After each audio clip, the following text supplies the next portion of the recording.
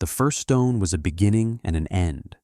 It weighed nearly 400 pounds, a rough-hewn block of limestone, pale as bone in the late summer sun. Elias Thorne, all of 17 years and possessed of a wiry strength that surprised most, leaned his entire body into the iron pry bar. The stone groaned, scraping against the quarry floor he had painstakingly leveled at the back of the wide, shallow cave. His breath came in ragged clouds, though the air was not yet cold. Beside him, a scruffy brown dog with intelligent amber eyes watched the struggle, its tail giving a single, slow thump against the dusty ground. The dog's name was Boro, and he was the sole inheritor, along with Elias, of the quiet patch of land and the crazier idea that came with it. Sweat traced paths through the limestone dust on Elias's face. With a final, shuddering heave, the block settled into place, the first stone of the foundation for a house inside a cave. He straightened, his back a column of fire, and placed a hand against its cool, gritty surface. It was solid. It was real. This was his home. Boro patted over and nudged a wet nose into his master's hand, a silent question and a statement of faith all in one. Elias scratched behind the dog's ears, his gaze fixed on the stone. He could already see the walls rising, the roof beam settling, the small, sturdy stove glowing in the corner. He could see it because his father had drawn it 100 times in a worn leather journal.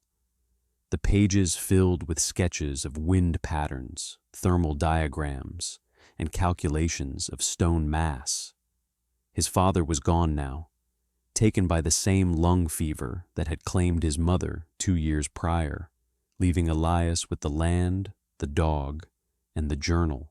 A week later, with the foundation perimeter laid out in a rectangle of heavy gray stone, the first visitor arrived. Mr. D. Gable, their nearest neighbor from 2 miles down the valley, reined in his horse at the mouth of the cave. He was a man whose face was a roadmap of hard winters, his eyes narrowed against the sun and skepticism. He spat a stream of tobacco juice near a juniper bush. "What in tarnation are you doing, boy?" Gable's voice was a gravelly rumble that seemed to disapprove of the very air it disturbed. Elias didn't stop his work, using a smaller hammer and chisel to chip away an irregularity on the next stone.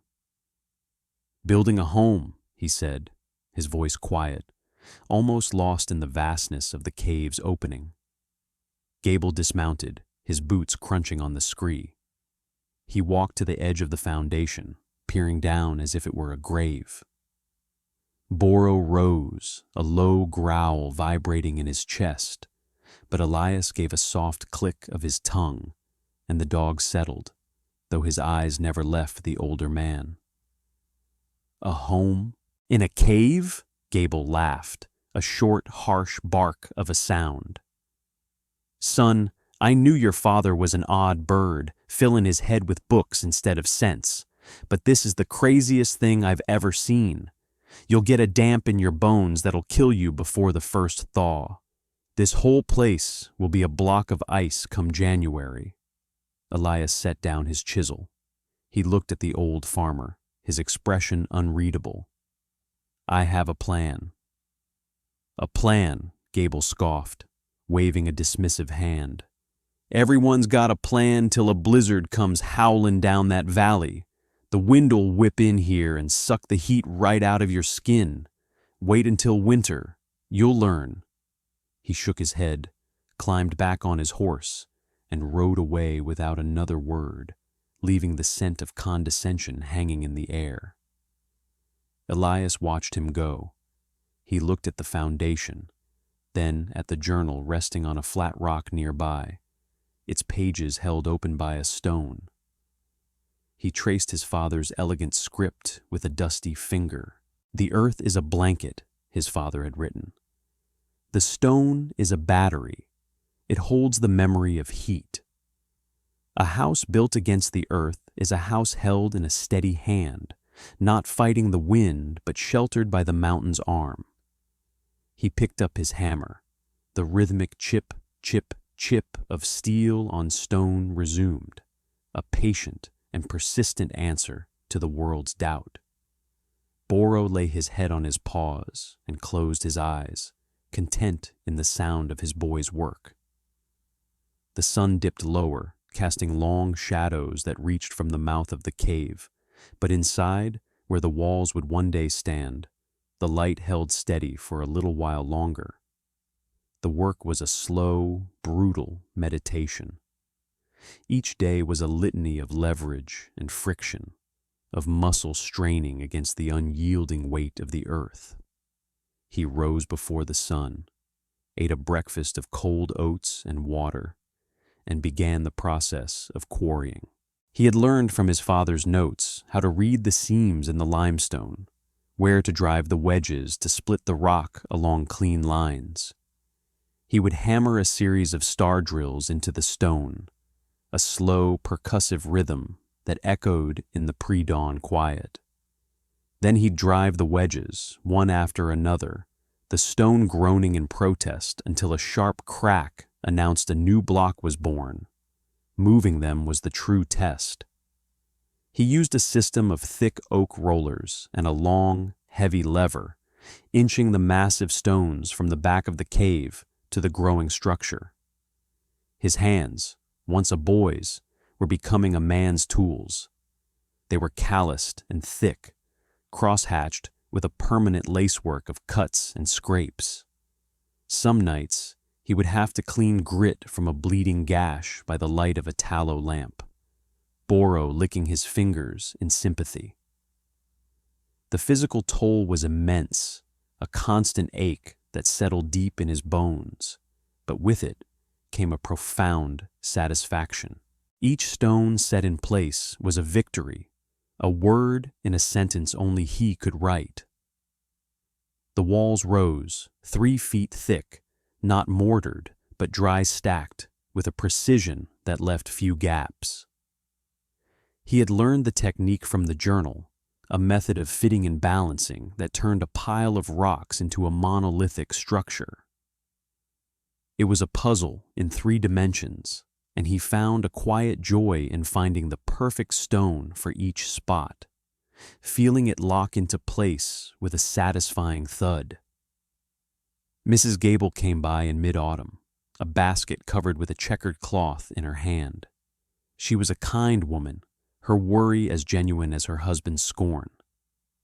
"Elias, dear," she said, her voice soft with concern, "you're working yourself to the bone, and for what? This rock pile." She handed him the basket. Inside was a fresh loaf of bread, still warm, and a jar of apple butter. He accepted it with a quiet nod of thanks. "It'll be warm," he said, his standard unadorned defense. "Oh, Elias," she sighed, pulling her shawl tighter, though the day was mild. "It's not natural. A body needs sunlight. You'll get sick in here. Please, think about taking your father's savings and buying a proper plot down in the town." He broke off a piece of the bread and gave a small bite to Boro, who took it gently. "This is my home," he said. It was all the explanation he had, or all he was willing to give. As the structure grew, it drew more attention. One afternoon, a buggy pulled up, carrying Mr. Sterling, the man who owned the largest ranch in the county and held the mortgage on half the valley's farms.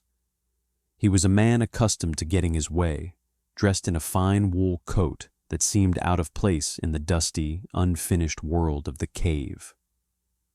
Sterling surveyed the scene with an appraiser's cold eye.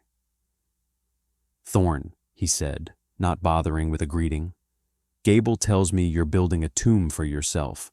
I'll give you $17 for this plot, clear your father's debt, and save you the trouble of freezing to death." The offer was an insult, barely a quarter of the land's value. Elias continued his work, lifting a smaller stone to fill a gap in the wall. He grunted with the effort, settling it into place before turning to the wealthy man. "No thank you, Mr. Sterling." Sterling's eyes narrowed.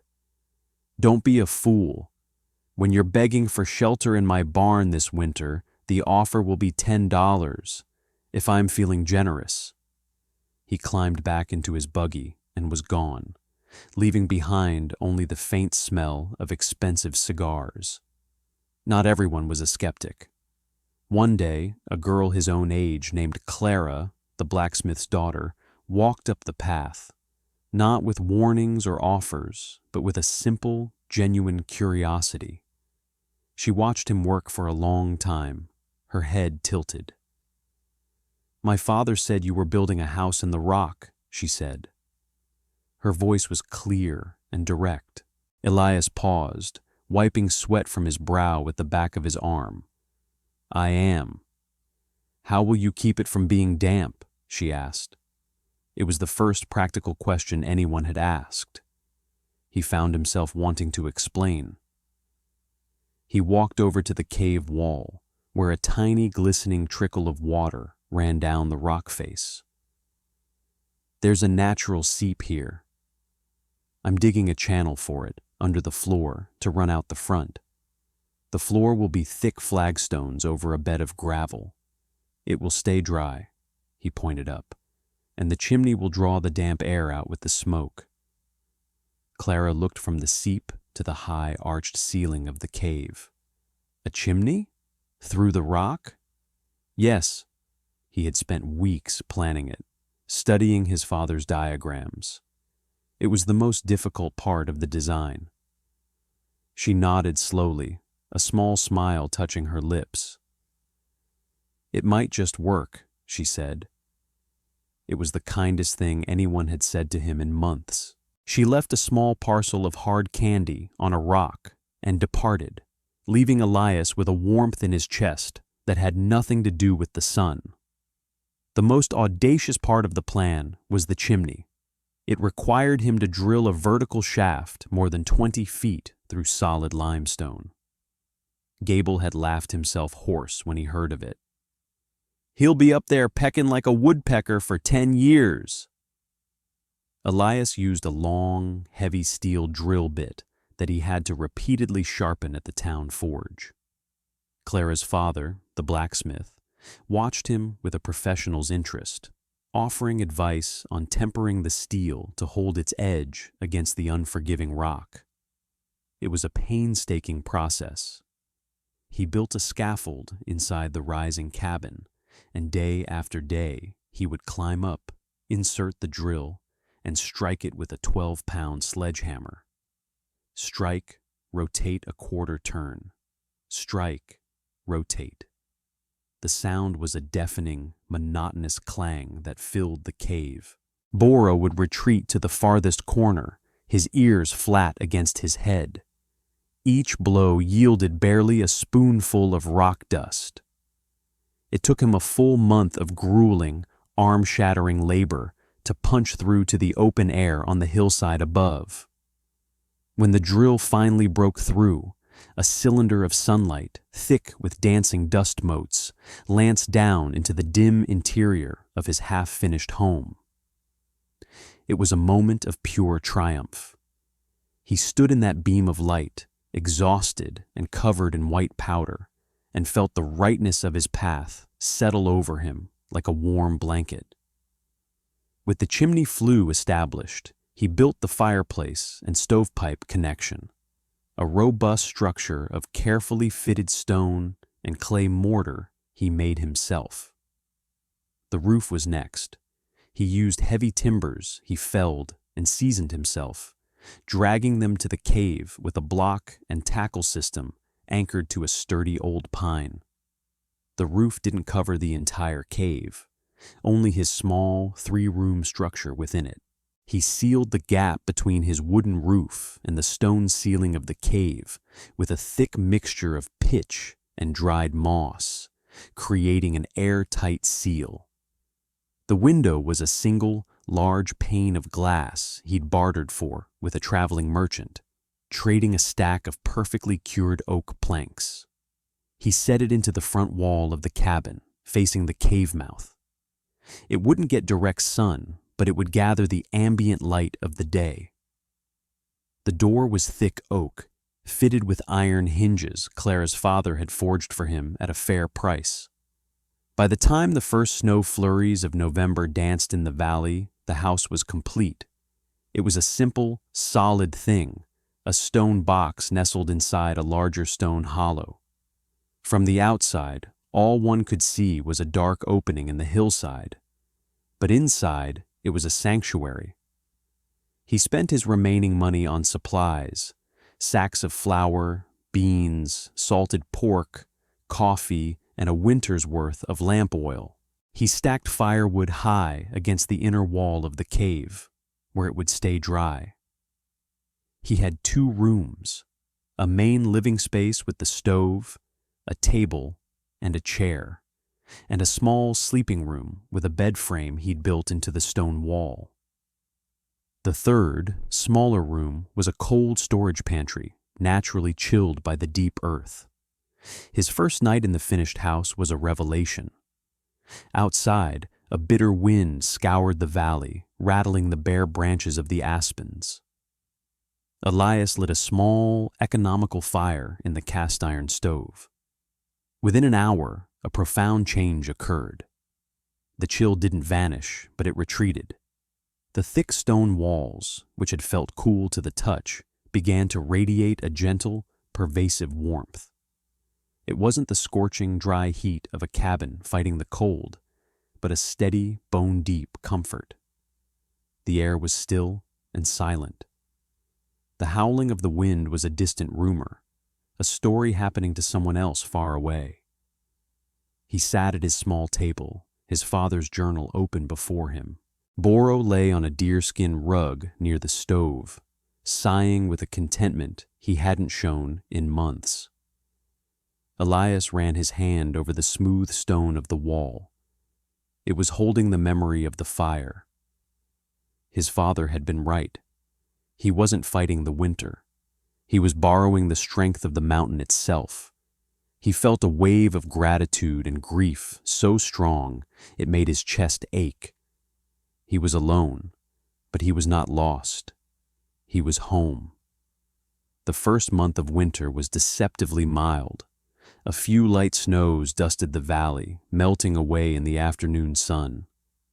The townspeople seemed to have forgotten about the strange boy in the cave. Elias established a routine. He checked his trap lines in the morning, tended to his small store of supplies, and spent the long afternoons reading his father's books by the steady light from the window. The temperature inside the cabin never varied by more than a few degrees, holding at a comfortable 55, even when the nights outside dropped well below freezing. He only needed a small fire for a few hours in the evening to maintain the thermal battery of the stone. Then, the sky began to change. The usual crisp blue of winter softened to a hazy, pearlescent gray. The air grew heavy and still, carrying a strange, metallic scent. The old-timers called it a snow sky. Boro became restless, pacing the length of the cabin and whining softly, his nose pressed against the crack under the oak door. Elias stepped outside into the mouth of the cave. The world was unnervingly quiet. There were no bird calls, no rustle of wind in the pines, just a deep, expectant silence. He looked at the thick, low-bellied clouds rolling in from the north. His father's journal had a chapter on weather signs. This was the one he had warned about. A blizzard. Not a storm, but a true blizzard. The kind that remakes the landscape and erases the world. He spent the rest of the day making final preparations. He brought the last of the firewood from the outer cave into the cabin itself, stacking it against the back wall. He checked the seal on his door and window.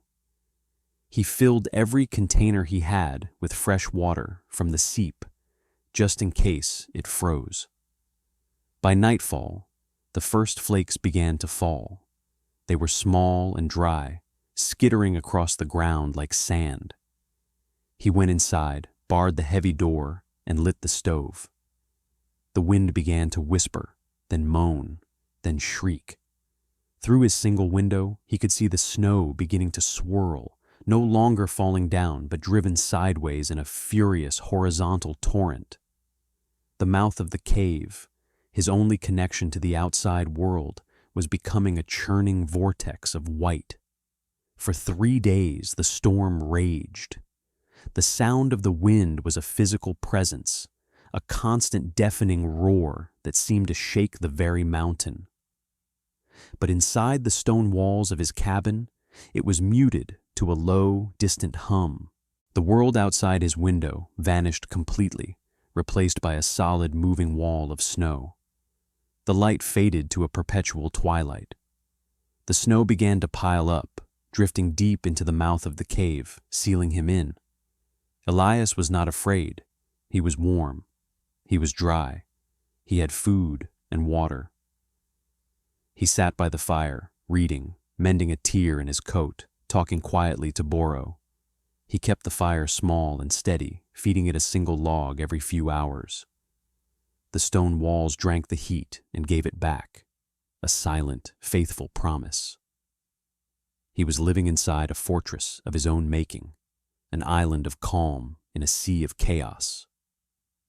On the morning of the 4th day, the wind finally died down. The silence that followed was more profound than the noise had been. He unbarred the door. It wouldn't budge. He pushed harder, and it scraped against something. Putting his shoulder to it, he forced it open a few inches. A solid wall of packed snow stood before him. He was buried.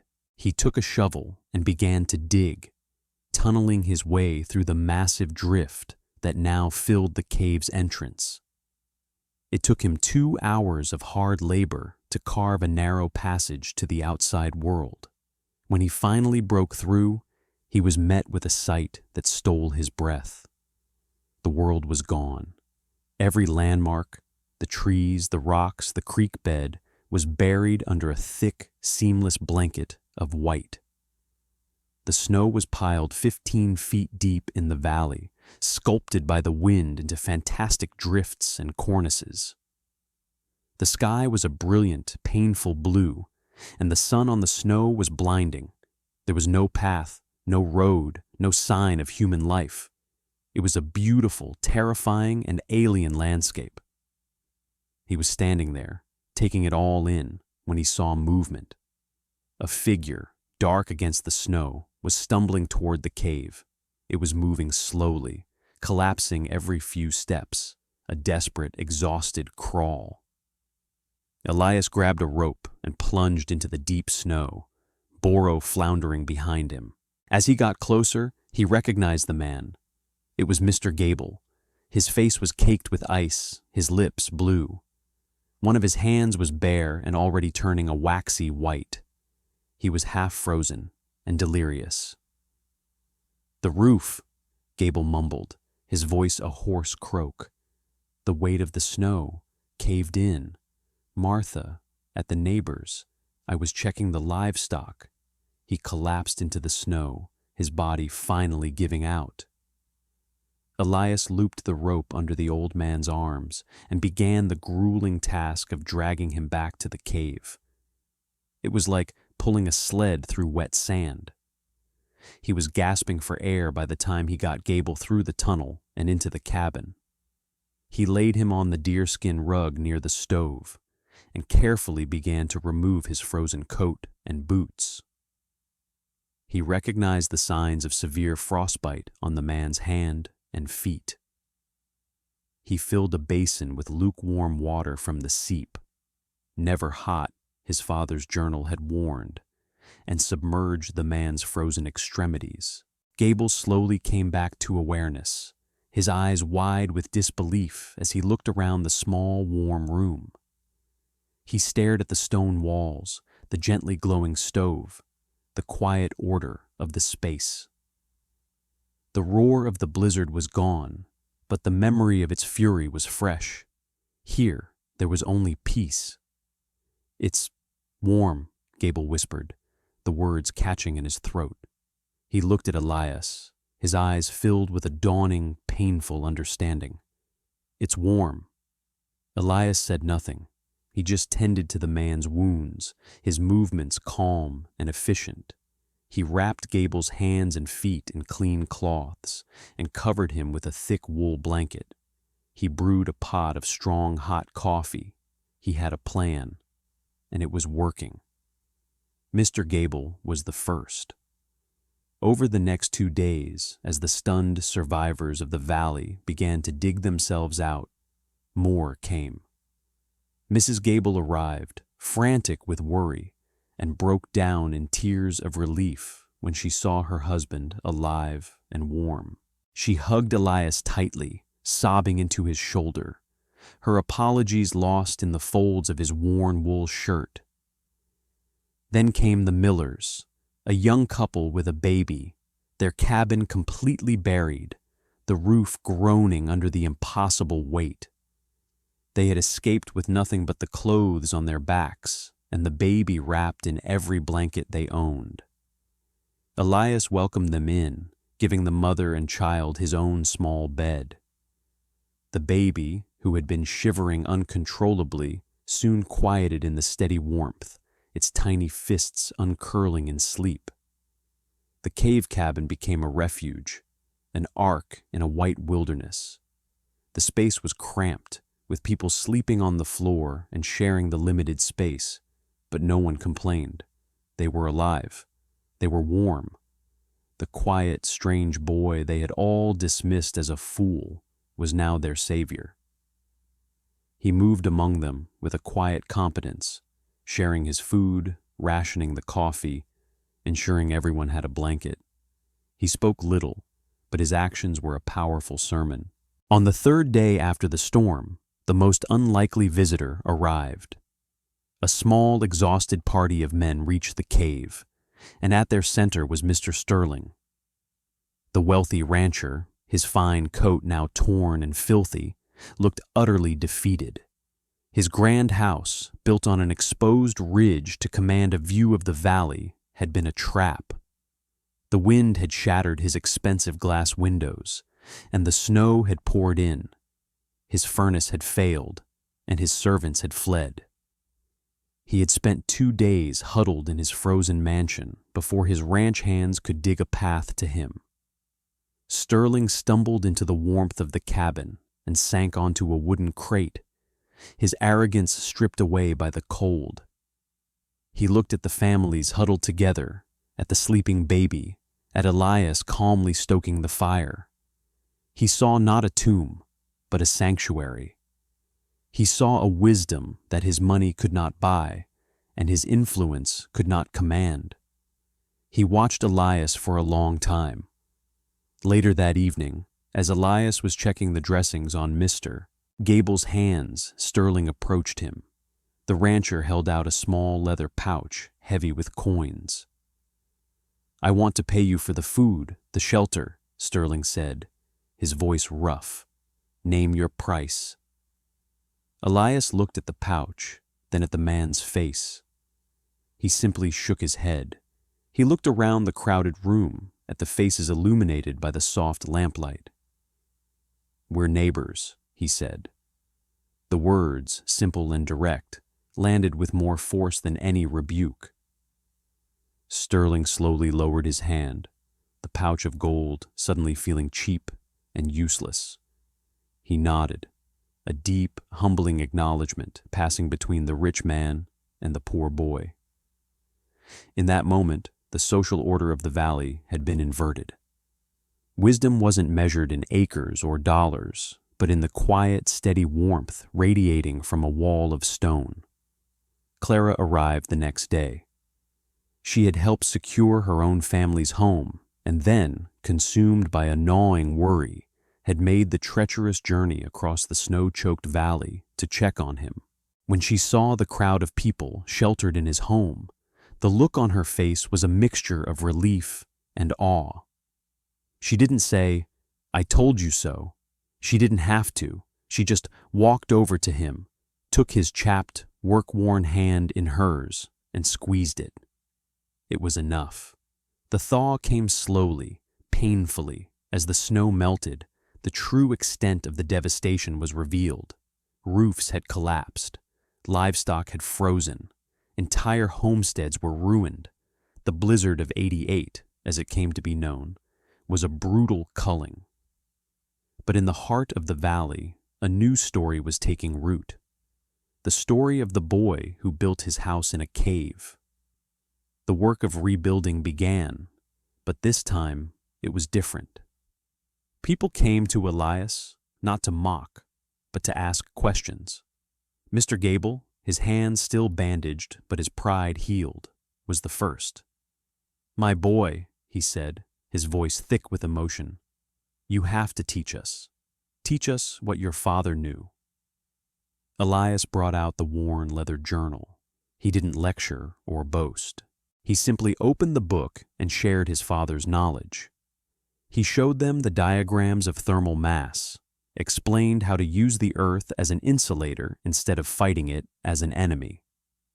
He walked them through the principles of a dry stack stone wall, of passive heating, of building with the landscape instead of against it. Mr. Sterling, humbled and transformed by the experience, put his wealth to a new purpose.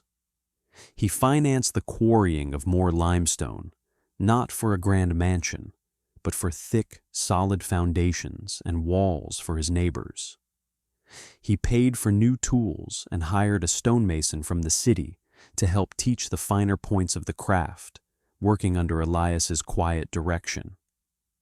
The valley began to rebuild, not as it was, but stronger, wiser. New cabins were built partially dug into hillsides, with thick stone walls facing south. The era of the flimsy plank cabin was over. The seasons turned, piling one on top of the other, like stones in a well-built wall. Elias and Clara married in a simple ceremony at the mouth of the cave. They never moved. The cave cabin remained their home, expanded over the years with 2 more small rooms built with the same patient care as the first. It was filled with the sounds of their children, their laughter echoing off the same stone walls that had once amplified the sounds of mockery. The valley thrived. The homes built on the principles of the cave cabin were warm in the winter and cool in the summer. No blizzard ever again brought the valley to its knees. The knowledge passed from Elias became common sense, an inheritance shared by all. He became a quiet patriarch, a man of few words but immense respect.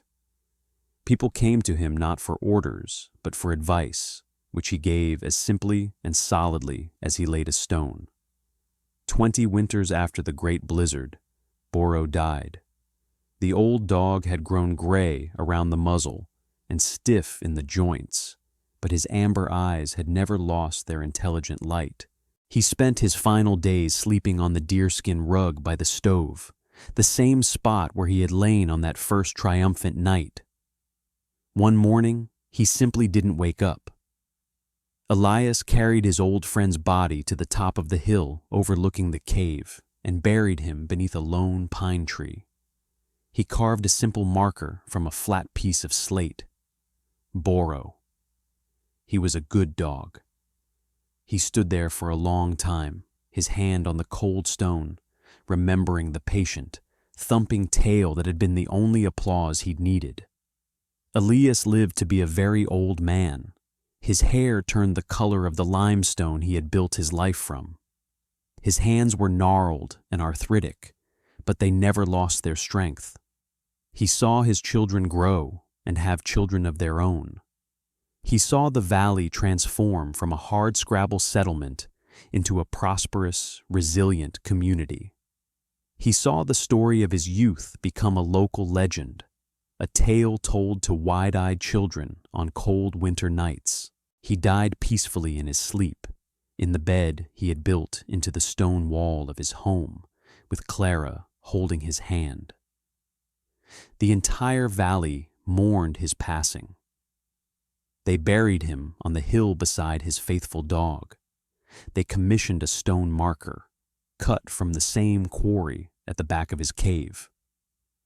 Mr. Gable's grandson, now a skilled stonemason himself, did the carving. The epitaph was not long or flowery.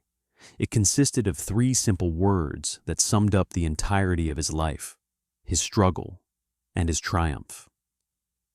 It was the highest praise they could imagine. Elias Thorne. He built a home.